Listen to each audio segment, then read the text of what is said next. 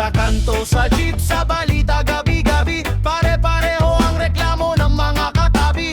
Presyo pataas, sahod parang nakaupo, habang yun nasa pwesto lalong lumolobo. Mga pangako dati parang ginto ang kinat, ngayon puro dahilan, puro palusot ang laman. Taong bayan, pagod na paulit-ulit na eksena, tayo ang nagbabayad, sila ang namamasa. Sa ilang eleksyon na bang ganito ang kwento? Mukha lang ang bago pero luma ang sistema.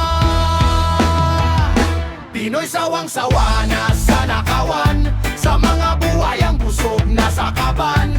Kailan magiging matino ang bayan? Kailan ba ulan ng tunay na katarungan? Kung buhay si Rizal at si Bonifacio, baka mapapakamot na lang sila sa ulo. Teka lang, ito ba talaga ang kanilang ipinaglaban? Bakit parang nakatali pa rin ang kamay ng bayan?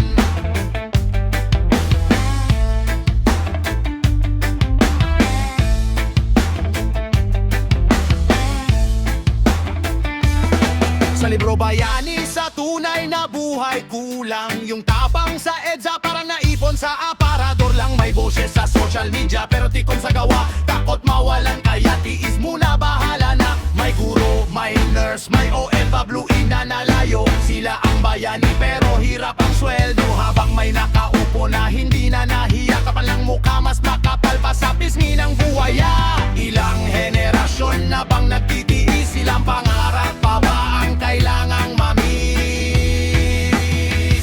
Pinoy sawang-sawa na sa nakawan, sa mga buhayang busog na sa kaban. Kailan magiging matino ang bayan? Kailan ba ulan ng tunay na katarungan? Kung buhay si Rizal at si Bonifacio, baka mapapakamot na lang sila sa ulo. Teka lang, ito ba talaga ang kanilang ipinaglaban? Bakit parang nakatali pa rin ang kamay ng bayan? Pero di pa huli, may pag-asa pa, nasa kamay ng tao, hindi sa iisa. Kung gigising ang puso, hindi lang galit, kundi tapang na may gawa, hindi puro post at comment.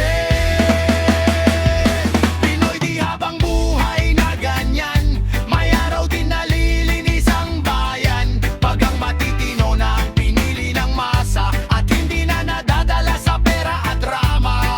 Pag bumango ng diwa ng mga bayani, sa bawat simpleng taong may dangal at puri, di na sila mapapakamot sa ulo. Yun ay kung may natitira pang hiya sa inyo.